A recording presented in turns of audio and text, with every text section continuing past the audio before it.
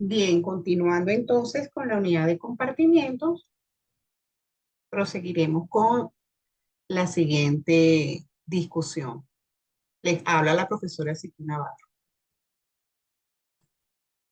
En agenda hablaremos un poco acerca de la concentración de los solutos en los compartimientos corporales, que son soluciones molares, soluciones normales, soluciones osmolares, qué es la osmolaridad plasmática y cuál es la relación existente entre estos dos términos, tonicidad y osmolaridad, dentro de las soluciones.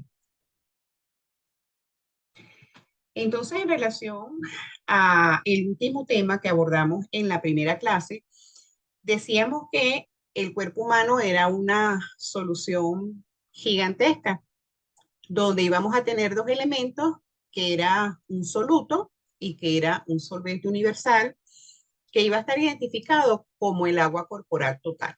Estos solutos, a su vez, iban a estar representados por los elementos formes, como glóbulos blancos, glóbulos rojos, plaquetas, iones, vitaminas, minerales, nutrientes, etcétera. ¿Ok? La distribución tanto de los solutos como del solvente es diferente en los diferentes compartimientos corporales. Y nosotros podemos, de alguna manera, establecer la concentración en que ambos se encuentran a través de el conocimiento de su masa, de su volumen, la forma en cómo se encuentran diluidos y cómo esto permite que ellos tengan un determinado comportamiento dentro de los compartimientos en donde se encuentran. Ahora, la presencia de estas sustancias y su concentración va a determinar que ellas puedan movilizarse de un compartimiento a otro y efectivamente generar un flujo o movimiento. Y a su vez, este movimiento o este flujo va a estar gobernado por una determinada fuerza impulsora. Entonces, cada uno de estos ítems los vamos a ir desarrollando en la medida en que vayamos progresando en la discusión. Como habíamos dicho, las sustancias dentro de los compartimientos corporales se encuentran en una determinada concentración. Y para nosotros, la concentración de dichas sustancias no va a ser más que la relación existente entre el soluto y el solvente, ¿ok? En este caso, de acuerdo a la fórmula que vemos acá, es igual a masa sobre volumen. La masa nos indica cuál es la cantidad de soluto que se encuentra en el compartimiento y puede expresarse en gramos, miligramos, al igual que el volumen nos indica la cantidad de solvente, puede expresarse también en mililitros, litros, decilitros. Y si quisiéramos tomar un ejemplo de cómo nosotros pudiéramos expresar esta concentración, tomando en consideración la urea, vemos que en este ejemplo la concentración eh, vamos a tener para su cálculo que la masa de urea se estima en 1.14 gramos distribuidos en un volumen plasmático de 3.800 ml. ¿Cuál es la concentración de la urea? Bueno, aplicando la fórmula con las unidades que se encuentran expresadas, vemos que vamos a obtener finalmente un valor de 0.003 gramos por ml.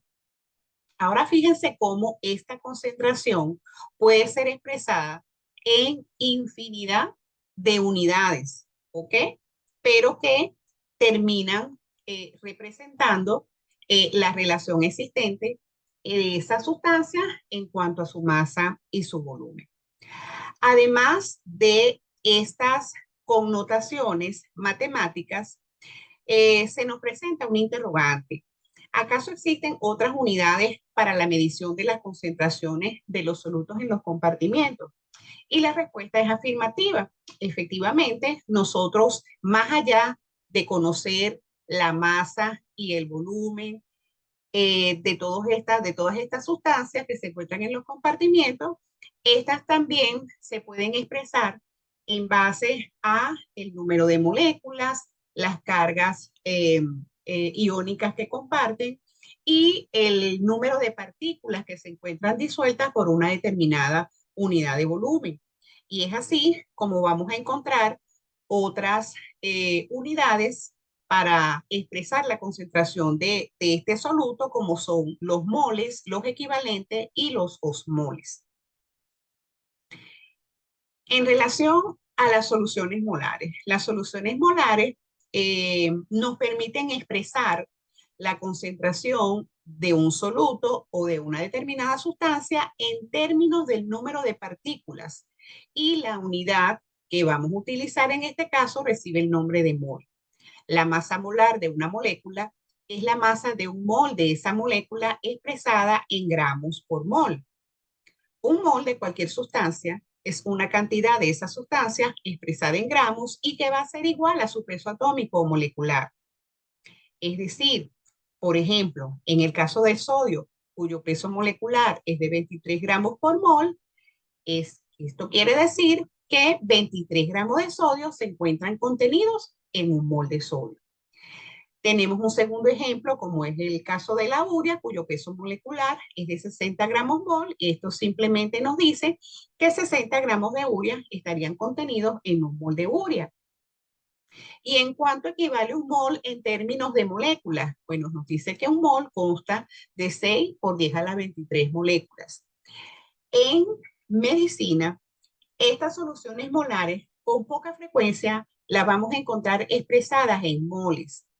Para ello existe una unidad que es más frecuentemente utilizada, que es el milimol, la cual no es más que 1000 milimoles de esa unidad de mol. Y de esta manera es como las soluciones, nosotros podemos, en este caso, determinar, cuantificar o calcular qué cantidad de partículas o moléculas se encuentran de una determinada sustancia por unidad de volumen en nuestros compartimientos.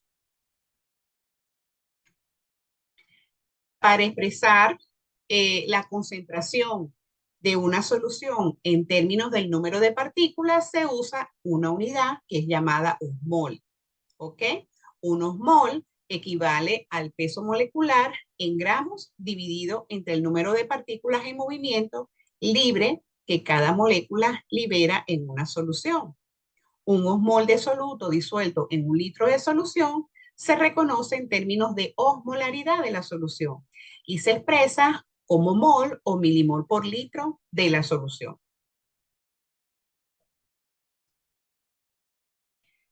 Por ejemplo, si nosotros estamos en el laboratorio y se nos exponen dos tipos de soluciones, una solución de urea al 5% y una solución de glucosa al 5%, que desde el punto de vista de su concentración en cuanto a masa y en cuanto a volumen son iguales, nosotros pudiéramos pensar que son soluciones que no tienen ningún tipo de diferencia.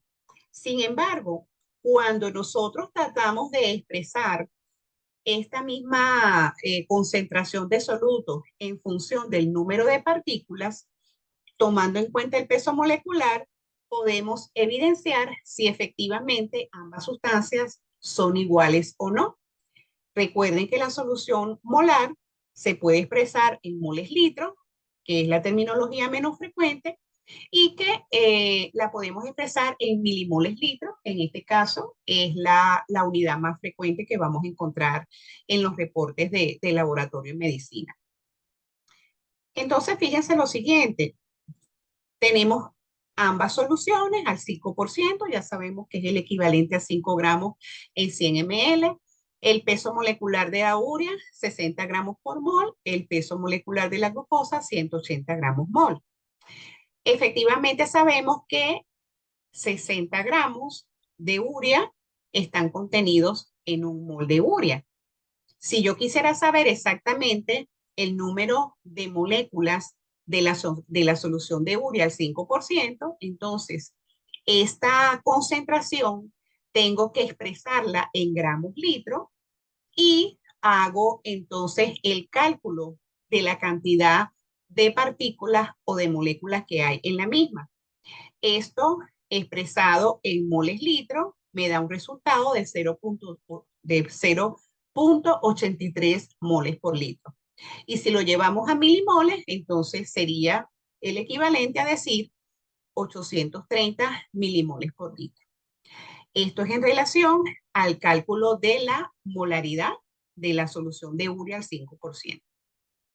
Si nos vamos al cálculo de la solución o la molaridad de la solución de glucosa al 5%, aplicamos el mismo razonamiento y fíjense que vamos a tener un valor mucho menor de, si lo expresamos en moles litros, de 0.227 y si lo llevamos a milimol, de 227 milimol litro. Entonces, fíjense que cuanto mayor es el peso molecular de la sustancia, menor será el número de partículas por unidad de masa.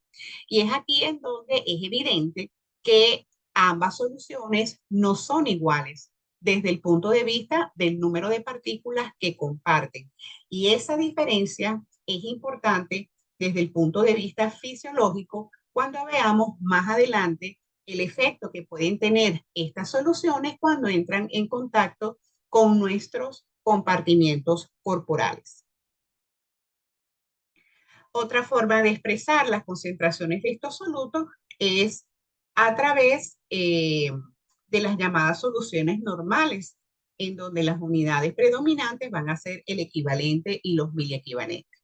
¿Qué son las soluciones normales? Bueno, son aquellas soluciones en donde la sustancia se disocia en iones.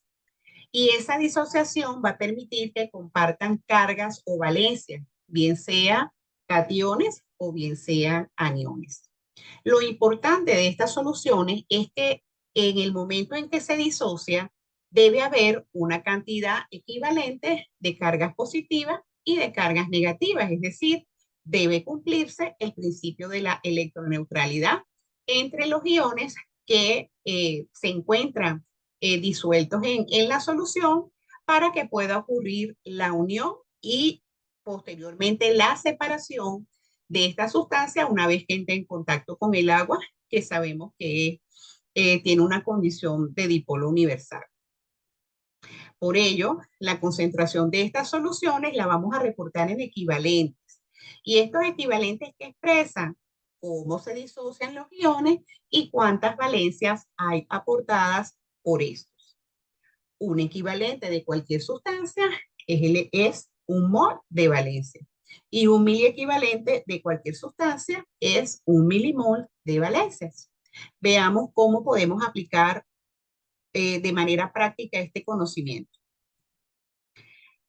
Fíjense en la siguiente solución. Esta es una solución de cloruro de sodio con una concentración molar o milimolar de 90 milimoles por litro de solución. ¿Qué ocurre cuando este cloruro de sodio entra en contacto con el agua? Se diluye, se disuelve. Y esto permite que los iones contenidos en el mismo se separen, compartiendo no solamente una carga molecular, una concentración en términos de partículas o moléculas, sino también que puedan compartir cargas. De esta manera, 90 milimoles, tomando en cuenta que el ion sodio es un ion monovalente, podrá expresarse como 90 miliequivalentes de sodio. Y en el caso del cloro, 90 miliequivalentes de cloro. Fíjense que las concentraciones tanto de aniones y de cationes en esta solución siempre deberán cumplir el principio de electroneutralidad. Es decir, que para, en este caso, poder unirse a una molécula de sodio con esta concentración, debemos tener otra molécula de cloro con la misma concentración, expresada tanto en el número de moléculas como en las cargas que ellas, desde el punto de vista eléctrico, van a compartir. Aquí tenemos otro ejemplo con el cloruro de magnesio. Fíjense que desde el punto de vista molar, la solución de cloruro de magnesio tiene un valor de 1.47 milimoles de cloruro de magnesio. ¿Qué ocurre cuando este cloruro de magnesio entra en contacto con el agua? Se va a disociar. ¿Cómo se disocia? En una molécula de magnesio y en dos moléculas de cloro, donde el valor de la molaridad del magnesio se mantiene al haber una sola molécula y la molaridad del cloro se duplica porque estamos en presencia de dos moléculas de cloro. ¿Por qué hay dos moléculas de cloro que se unen perfectamente al magnesio a pesar de ser una molécula única? Porque comparten cargas que cumplen el principio de electroneutralidad. ¿Por qué? Porque el magnesio es un ion divalente, comparte dos cargas positivas, de manera que para él entrar en equilibrio eléctrico con el cloro, necesariamente tiene que hacer interacción con dos moléculas de cloro para que se puedan formar los enlaces. Entonces, desde el punto de vista de los miliequivalentes van a ser iguales a en este caso, a la molaridad multiplicado por el número de valencias o cargas que se comparten una vez que esa sustancia se disocia en agua. De manera tal que para el magnesio, como comparte dos cargas, se multiplica la molaridad por dos y en el caso del cloro, se va a multiplicar también la molaridad por dos, porque a pesar de que es un ion monovalente, se encuentran dos moléculas de cloro. Entonces, ¿cuál es la intención de que nosotros podamos conocer todas estas formas de expresar los solutos? Porque siempre y cuando tengamos una solución que vayamos a utilizar en un paciente, nosotros debemos conocer cuál es la molaridad y cómo se va a comportar. ¿Cuáles son los pasos entonces a seguir? Para el cálculo de las soluciones, primero debemos observar la fórmula, debemos conocer el peso molecular de esa sustancia. Una vez que tenemos el peso molecular, como vimos, debemos hacer el cálculo de esa sustancia en moles, porque recuerden que debemos transformar esos gramos litros en moles o milimoles y posteriormente tenemos que determinar cuántos iones hay, cuántas valencias aportan cada uno para entonces poder hacer el cálculo de los equivalentes o en este caso de los miliequivalentes. Entonces, la osmolaridad en las soluciones, en el caso de soluciones electrolíticas, se debe tomar en cuenta el número de partículas que se disocian por unidad de volumen y su coeficiente de osmolaridad, que va a estar expresado en osmol, que ya lo habíamos visto anteriormente. Recuerden que un osmol equivale al peso molecular en gramos de una sustancia entre el número de partículas en movimiento libre que cada molécula libera en una solución. Para las soluciones fisiológicas es más frecuente utilizar los términos de miliosmol.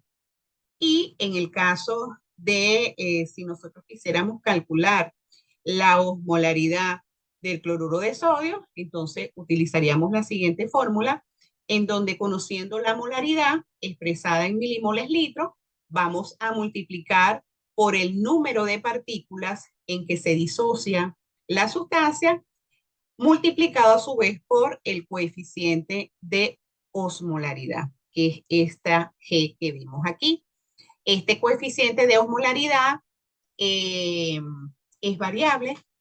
Hay específicamente para el cloruro de sodio una tabla en donde dependiendo la molaridad de la solución de cloruro de sodio, el coeficiente de osmolaridad varía. Sin embargo, para efectos prácticos, en el resto de las soluciones, este coeficiente de osmolaridad para nosotros será de 1. Entonces, tomando en cuenta el ejemplo que vimos anteriormente, en donde la solución de cloruro de sodio tenía un valor de 90 milimoles litros, estos 90 milimoles litros, si yo quisiera saber la osmolaridad, lo voy a multiplicar por 2, porque recuerden que el cloruro de sodio se disocia en dos moléculas, una de sodio y una de cloro, y esto multiplicado por 1 me da un valor de 180 miliosmoles litros. Esa va a ser la osmolaridad de esa solución de cloruro de sodio. para esa concentración de molaridad. Entonces, así como las soluciones tienen osmolaridad, el ser humano eh, en en esa gran solución que es eh, que está disuelta en nuestros compartimientos, nosotros también vamos a tener una osmolaridad y esa osmolaridad va a estar denominada como osmolaridad plasmática. Entonces, la osmolaridad plasmática va a ser entonces el número o va a expresar la concentración de nuestros solutos en número de partículas disueltas por unidad de volumen. En este caso es un litro de plasma. ¿Cómo podemos calcular nosotros la osmolaridad? Existen muchísimas fórmulas, como las que le traje allí, que la pueden encontrar en los textos recomendados, en donde fíjense que hay tres moléculas que básicamente se utilizan como son el sodio, la glucosa y la U. Entonces, desde el punto de vista eh, electrolítico, el sodio es el único ion. Recordemos que tanto la glucosa como la urea son sustancias no electrolíticas, no se disocian, pero fíjense que el sodio es el principal representante porque recordemos que él es el principal catión extracelular. Por eso se toma o tiene una importancia relevante en lo que es la determinación de la osmolaridad de nuestro plasma. Independientemente de cuál sea la fórmula que utilicemos, sabemos que la osmolaridad plasmática en promedio es de 290 miliosmoles litro. Ustedes encontrarán en la literatura que podemos tener valores desde 285 hasta 300. Sin embargo, para nosotros la osmolaridad plasmática promedio va a ser considerada de 290 miliosmoles por litro. Como dije anteriormente, va a estar determinada principalmente por el sodio, en menos proporción por el resto de los electrones y sustancias no electrolíticas. ¿Y por qué es importante saber la osmolaridad plasmática? Porque ella nos va a permitir evaluar el estado de hidratación de nuestros pacientes y los desequilibrios asociados a la misma. Tonicidad. ¿A qué se refiere el término tonicidad? La tonicidad es un término fisiológico que describe cómo una solución puede afectar el volumen de nuestras células. Si comparamos la osmolaridad de la solución con nuestra osmolaridad, la osmolaridad plasmática, que va a ser igual tanto en el intracelular como en el extracelular. ¿Ok? Entonces, si nosotros sometemos a nuestra célula a una solución hipotónica, esto va a generar que la célula gane agua y se hinche. ¿Ok? ¿Por qué? Porque la solución que está afuera, al tener menos soluto, la célula va a interpretar que debe compensar esa, esa disminución de los solutos externos y entonces va a haber eh, digamos que un arrastre de agua del compartimiento extracelular hacia el compartimiento intracelular. Por el contrario, si la solución es hipertónica, esto genera que la célula pierda agua y se encoja porque ella debe interpretar que debe diluir ese estado hipertónico que hay afuera. Y si la solución es isosmótica, obviamente no genera cambios en la célula porque tanto la solución que estamos administrando como la osmolaridad de la célula son iguales.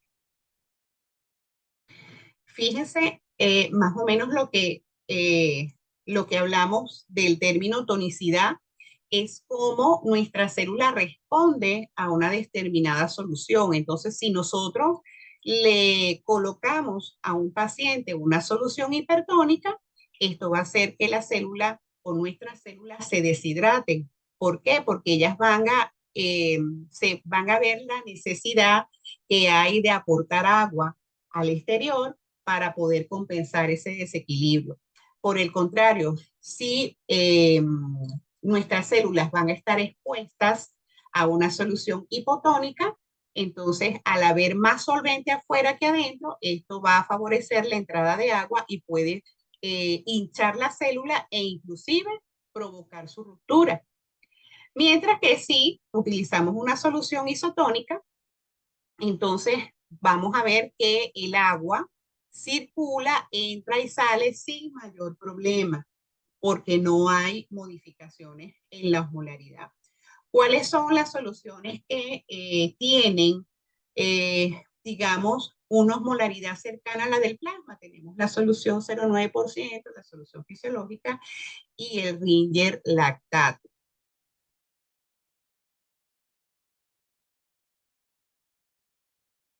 Entonces, diferencias entre osmolaridad versus tonicidad. La osmolaridad es un término que describe un número de partículas disueltas en una solución, mientras que la tonicidad describe la capacidad de la solución de generar cambios en la célula. La osmolaridad se mide en osmoles litros, la tonicidad no tiene unidades, es un solo término comparativo. La osmolaridad puede utilizarse para comparar soluciones de cualquier tipo. La tonicidad va a comparar siempre una célula o una solución y el efecto de esa solución con una célula. La osmolaridad describe a cualquiera de las dos soluciones, mientras que la tonicidad solo describe a la solución, no a la célula. La osmolaridad no indica qué le sucederá a una célula dispuesta en una solución, mientras que la tonicidad indica qué le pasará al volumen celular al colocarlo en esa determinada solución. Entonces, hasta los momentos, hemos logrado comprender cómo las concentraciones de nuestros solutos, además de ser variables, la podemos expresar en diferentes unidades, bien sea en masa sobre volumen, bien sea en función del número de moléculas disueltas en una determinada unidad de volumen o en función de las cargas que ellas comparten en el momento en que se disocian. Ahora bien, vamos a evaluar en la próxima clase cómo estas concentraciones favorecen que pueda haber flujo de estas sustancias entre un compartimiento y otro y cuáles son las fuerzas impulsoras que van a gobernar estos flujos o estos movimientos dentro de nuestros compartimientos corporales. Y finalizamos con una frase del doctor Luis Racetti, en donde nos dice que procuraremos ser dignos de la alta empresa que se nos ha confiado de aliviar, que es el dolor humano. Con esto quiero decirles que se están iniciando en una profesión muy loable, donde van a tener un compromiso muy elevado desde el punto de vista ético y desde el punto de vista moral para procurar ser dignos en el momento en que nos toque ejercerla. Mi consejo para ustedes es que aprendan medicina, pero también aprendan cada día a ser mejores seres humanos. Recuerden que su competencia o la mayor competencia que ustedes puedan tener son ustedes mismos. Con esto concluimos.